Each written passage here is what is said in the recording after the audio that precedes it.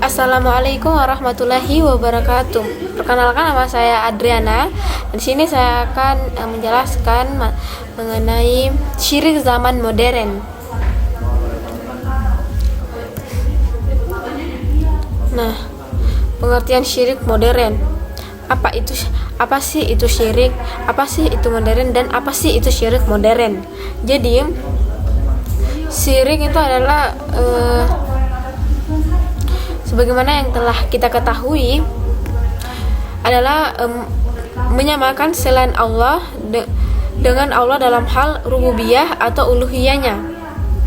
Atau dengan kata lain, syirik adalah menyekutukan Allah. Nah, sedangkan modern itu adalah masa dimana kita berada sekarang atau saat ini, dengan berbagai kemajuan di segala bidang. Nah, syirik modern ini adalah syirik yang tanpa sengaja atau disadari yang dilakukan oleh seseorang. Contohnya seperti menganggap yang menyembuhkan penyakit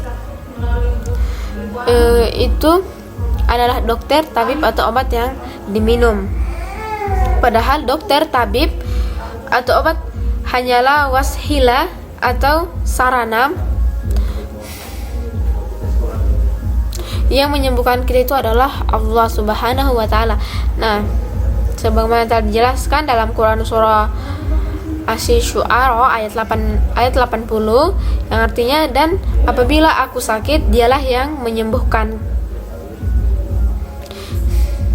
Nah, yang kedua, jabatan yang diperoleh karena kepintaran. Jabatan yang diperoleh karena kepintaran itu semua kedekatan atau kepiawaiannya memanfaatkan bantuan orang lain. Jabatan diperoleh itu karena Allah Subhanahu wa Ta'ala. Nah, selanjutnya bentuk-bentuk syirik pada masa modern. Yang pertama, menuhankan hawa nafsu, hawahum, dalam Quran surah Al-Furqan ayat 43. Yang kedua, menuhankan hawa nafsu orang lain, ahwa'ahum, Quran surah An-Nisa ayat 61. Yang ketiga, syirik karena golongan, Quran surah Ar-Rum ayat 30. Selanjutnya, cara-cara menanggulangi syirik pada masa modern. Yang pertama, dengan memperdalam keimanan kita kepada Allah dan Rasulnya serta ajaran agama Allah, yaitu Islam, sebagaimana Rasulullah SAW bersabda, may yuridullahu bihi khaira yufaqahu fid din, yang artinya barang siapa yang Allah menghendaki padanya kebaikan, maka Allah akan memahamkannya di dalam perkara agama. Nah, selanjutnya, terbiasa dengan kerja keras dan berdoa kepada Allah dalam setiap pekerjaan yang kita lakukan dengan mengharapkan hasil yang terbaik hanya kepada Allah Subhanahu wa Ta'ala. Jadi janganlah kita terbuai dengan rayuan untuk meraih kesuksesan secara instan dengan melakukan cara-cara yang melanggar syariat seperti mempelajari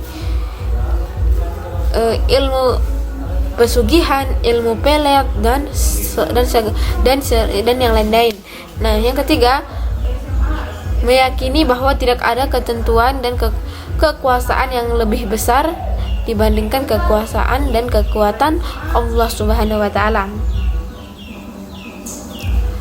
Oleh karena itu kita dianjurkan agar selalu mengucapkan kalimat la haula wala quwata illa billah, yang artinya tidak ada daya dan kekuatan kecuali dengan pertolongan Allah Subhanahu wa Ta'ala. Nah, yang keempat, banyak mengingat Allah Subhanahu wa Ta'ala. Jadi kita mengingat Allah Subhanahu wa Ta'ala dengan banyak berzikir. Berarti kita berusaha menjauhi atau menghindari perbuatan syirik. Berzikir merupakan, jadi zikir ini merupakan cara mengagungkan nama Allah Subhanahu wa taala, menyucikan dan mengesahkannya. Dengan banyak berzikir dapat menghilangkan keraguan akan keesaan Allah Subhanahu wa taala, bahkan memperkuat keyakinan dan keimanan serta membuat hati kita tenang. Allah Subhanahu wa taala berfirman, artinya orang-orang yang beriman dan hati mereka menjadi tentram dengan berzikir atau mengingat Allah, hati menjadi tentram. Quran surah Ar-Ra'd ayat 28. Selanjutnya, bahaya syirik bagi kehidupan manusia.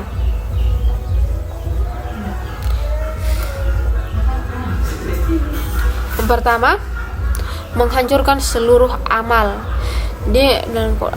Allah telah berfirman yang artinya, sesungguhnya jika engkau berbuat syirik, niscaya hapuslah amalmu dan benar-benar engkau termasuk orang-orang yang rugi. Quran surah Az-Zumar ayat 65. Nah, yang kedua, jika meninggal dalam keadaan syirik, maka tidak akan diampuni oleh Allah Subhanahu wa taala. Sebagaimana Allah telah berfirman dalam Quran surah An-Nisa ayat 48, yang artinya, sesungguhnya Allah tidak akan mengampuni jika disekutukan, dan Dia akan mengampuni selain itu syirik bagi siapa yang Dia kehendaki. Yang ketiga, pelakunya diharamkan masuk surga. Juga Allah telah berfirman dalam Quran surah Al-Maidah ayat 72, yang artinya, sesungguhnya barang siapa yang menyekutukan Allah, maka pasti Allah mengharamkan jannah baginya dan tempatnya adalah neraka, dan itu tidak ada bagi orang-orang zalim itu seorang penolong pun. Nah, yang keempat, kekal di alam neraka. Allah berfirman, sesungguhnya orang kafir, yakni ahli kitab dan orang-orang musyrik, akan masuk ke neraka jahanam. Mereka akan kekal di dalamnya. Mereka itu adalah seburuk-buruk makhluk. Quran surah Al-Bayyinah ayat 6. Nah, yang kelima, perkara pertama yang diharamkan oleh Allah. Jadi Allah Subhanahu wa taala berfirman, katakanlah, Robku hanya mengharamkan perbuatan yang keji, baik yang nampak ataupun tersembunyi, dan perbuatan dosa melanggar hak manusia tanpa alasan yang benar, mengharamkan mempersekutukan Allah dengan sesuatu yang Allah tidak menurunkan hujjah untuk itu, dan mengharamkan mengada-adakan terhadap Allah yang tidak kamu ketahui. Quran surah Al-A'raf ayat 33. Nah, yang keenam, sulit menerima kebenaran. Firman Allah Subhanahu wa taala, Allah telah mengunci hati dan pandangan mereka, penglihatan mereka telah tertutup, dan mereka akan mendapat azab yang berat. Quran surah Al-Baqarah.